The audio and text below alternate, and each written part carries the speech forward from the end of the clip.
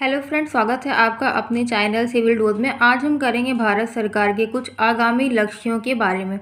जैसे कि भारतीय अर्थव्यवस्था को $5 ट्रिलियन इकोनॉमी बनाने का लक्ष्य है 2024-25, मतलब कि इसी साल तक। भारतीय अर्थव्यवस्था को $1 ट्रिलियन डिजिटल इकोनॉमी बनाने का लक्ष्य है 2025। उसके बाद है सभी गाँवों में ऑप्टिकल फाइबर बिछाने का लक्ष्य भी 2025 है।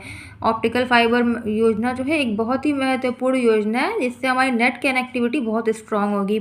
HIV एड्स को ख़त्म करने का लक्ष्य है 2030। भारत को टीबी मुक्त देश बनाना 2025। पेट्रोल में इथेनॉल को 20% मिश्रित करने का लक्ष्य भी 2025 है। उसके बाद है कुल वाहन में 30% इलेक्ट्रिक वाहन का लक्ष्य भी 2030 है। 100 मिलियन टन कोयला गैसीकरण प्राप्त करने का लक्ष्य 2030 है। 500 गीगावाट अक्षय ऊर्जा प्राप्त करने का लक्ष्य 2030।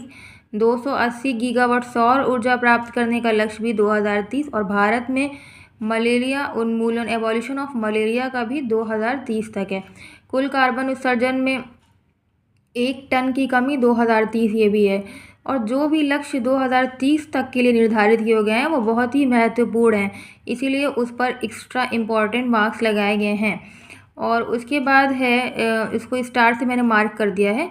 उसके बाद है हाइड्रोक्लोरोकार्बन के उपयोग को 80% तक कम करने का लक्ष्य 2047। ये थोड़ा दूर का है, दूरगामी लक्ष्य। फिर भारतीय रेलवे NZCE या ग्रीन रेलवे बनाने का लक्ष्य भी 2030 तक है। उसके बाद है भारत को ऊर्जा स्वतंत्र बनाने का लक्ष्य 2047। भारत में नेट ज़ीरो लक्ष्य 2070, ये 2070 है नेट ज़ीरो लक्ष्य।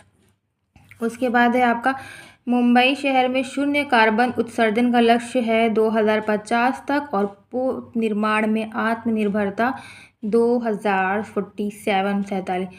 तो ऐसे ही मतलब 2047 तक तो काफ़ी कम लक्ष्य हैं, जैसे कि 3 ही 4 दिख रहे हैं, पर 2030 तक के लक्ष्य ज़्यादा हैं, तो उन पे बहुत ज़्यादा गौर देने की आवश्यकता है। और ये सारे ही लक्ष्य बहुत इम्पॉर्टेंट हैं, जो कि किसी न किसी परीक्षाओं में आए हैं और आगे भी आने की पूरी संभावना है। तो सब्सक्राइब करिए और बने रहिए सिविल डोज को। Good bye.